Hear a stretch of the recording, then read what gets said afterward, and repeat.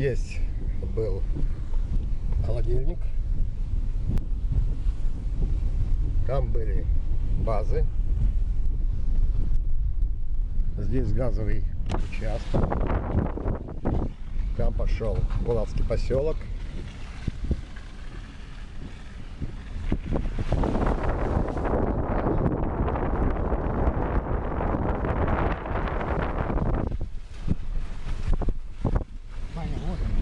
Баня, да.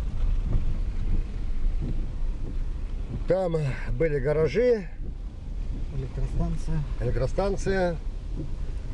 Так, это фундамент бани, да? Вот так, да. Фундамент бани. Здесь еще при Советском Союзе начали строить новую пекарню, и так ее не достроили.